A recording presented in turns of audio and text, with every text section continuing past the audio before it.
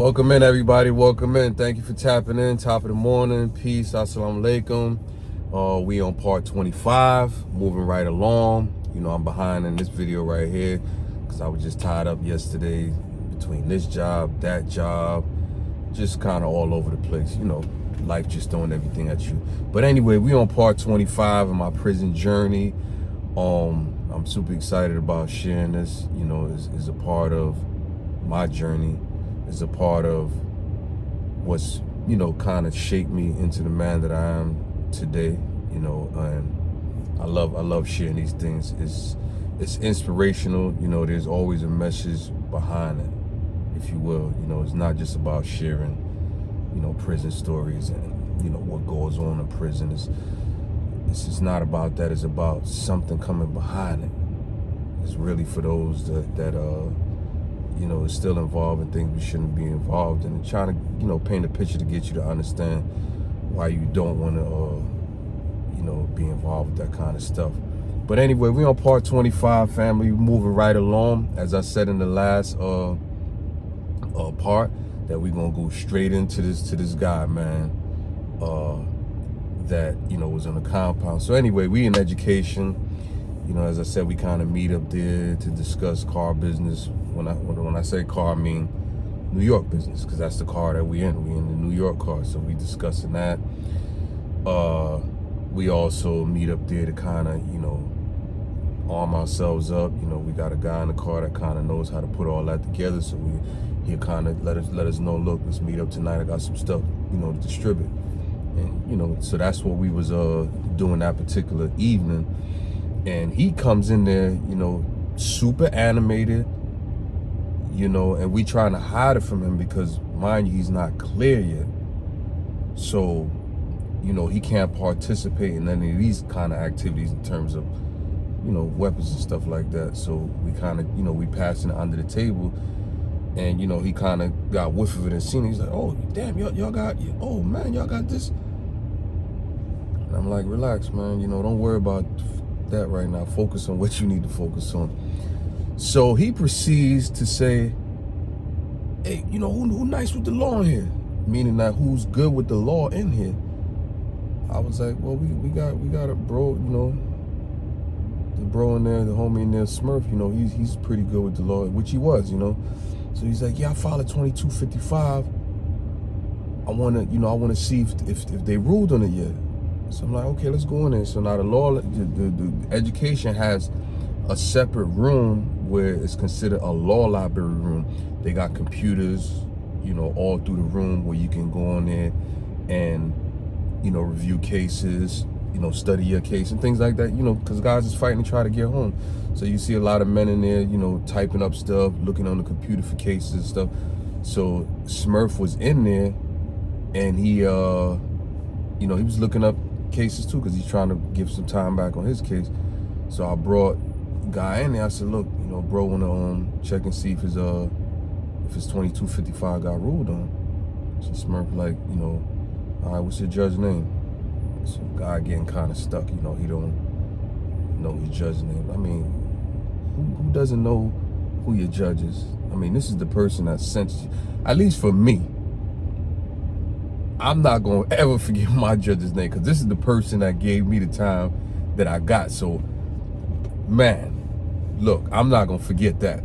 But anyway, you know, he couldn't remember his judge's name. So, you know, Smurf said, well, what's your last name? What's your first and last name? So he gave it to him. I kind of stepped to the side because I was speaking to one of the bros about something else. But I was still in earshot, so I was still hearing some of the conversation. Not really honing in like that, but, you know, you could hear because they talking. So Smurf was like, what's your last name again, bro? So the guy said his last name. He said, oh, it's right here. He said, no. So the dude was like, no, go. That's not it. It's the next one. Go up to the next one. So Smurf was like, all right. He went up to the next one. The guy said, oh, yeah, they ain't even ruling it yet. So Smurf was like, all right. So the guy, he leaves on the move to go, you know, go back to his unit.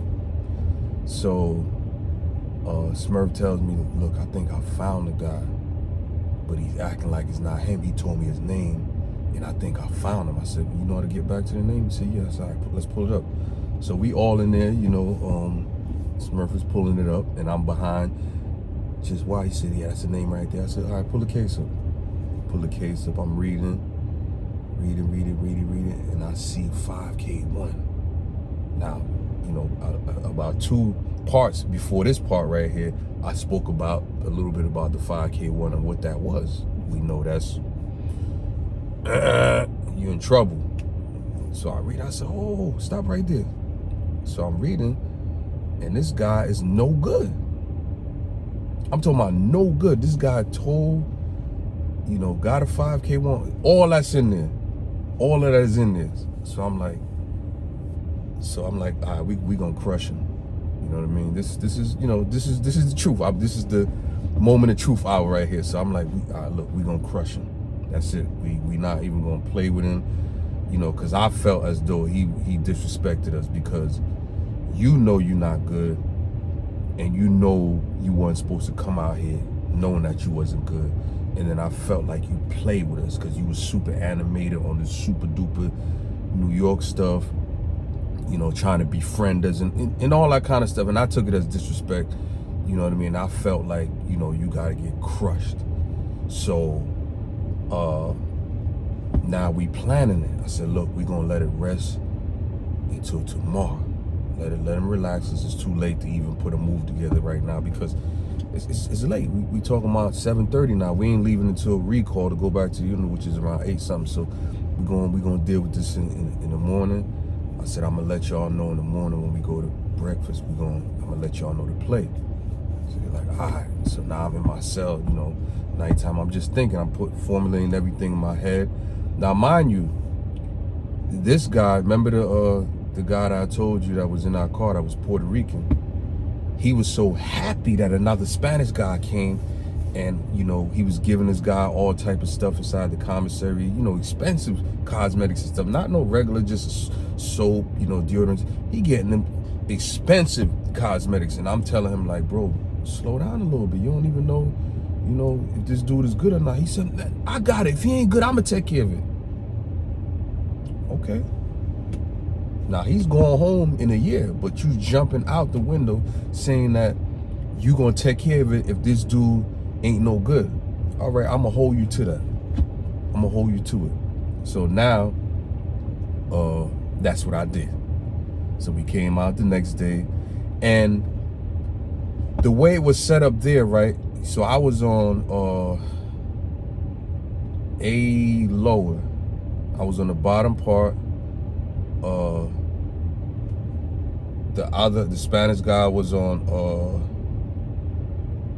across from us, but he was on the bottom part across from us. So the way it is, right, is you have, if you go on my unit, right, and you go into the middle portion of the unit, you'll have what's called a case manager's office and all those type of things. It'll be in the middle. So now A lower and B lower, if they go in the middle, we can connect with each other in the middle portion where the case manager's office and things. So sometimes guys come out there and they act as though they're going to see the case manager, but we really out there chopping it up, maybe passing food or whatever. You know, we doing jail stuff.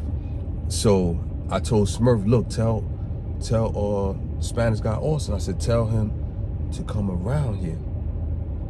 So he came through the middle. We all out there talking. So I'm like, where the dude at? The dude name is Ghost. I'm just gonna put his name out there because he don't deserve no respect for me to hold his. His name is Ghost, the one that wasn't good, right? I can't remember his actual name, but I can pull it up, no problem. I know his last name was Castro, but I gotta get the first name. But he so Austin is saying, yo, the dude Ghost, he in there speaking to the case. I'm like, oh, okay. I said, look, man, you know, remember you said that you know, the dude ain't no good, you know what I'm saying? You gonna take care of that? So he like, yeah. I said that. I was like, all right, so I want you to read something, because we had printed off the case in the law library. So I want you to read something. I said, because he ain't no good. He said, well, how you know that? You know, being defensive, you know, on some Puerto Rican time. I get it, man. I respect it, but right is right and wrong is wrong. So I'm like, I got it right here. So he's like, let me see. So he reading it. I'm like, look, I don't want you to waste time reading everything that's not important. Just go to, right here is gonna break down. So he's like, all right, I can read, man. I was like, all right, no problem, you know. It's your call, champ, you know. So he read it, and he seen it. So I was like, yo, you gotta handle that. You know what I'm saying? He was like, all right. He's like, all right, I'm gonna handle it, man. Y'all stay away from me after that. He in his feelings. So the guy, Ghost, comes out the office, and he like, yeah, man, I just seen the case manager. They gave me my computation sheet. I'll break down what the computation sheet is in the next part. But it basically tells what, you know, how much time you got, who sent it to you, things like that. So now, because I'm trying to bake him a cake, so I said in my mind, I'm gonna trick him. So I was like, oh, let me see that, man, we can just clear you right here. Mind you, it's a trick, because I'm trying to keep him relaxed. I don't want to raise no antennas and then he leave, because I want him to get spanked off the yard. We'll get to that too. So I'm reading, I'm like, oh, right here, there's a code. I'm telling Smurf, look, right here's the code. That he gotta be good, because if he had this code in there, oh, Smurf like, oh, that's a fact, you good. He's like, oh, I'm good, all right, bet. So now he relaxed. So he's like, y'all gotta get on the phone. I'm like, all right. So I tapped the other Spanish bro, Austin. I said, yeah, take care of that, bro. He gotta go, you know what I mean? So they went to their unit.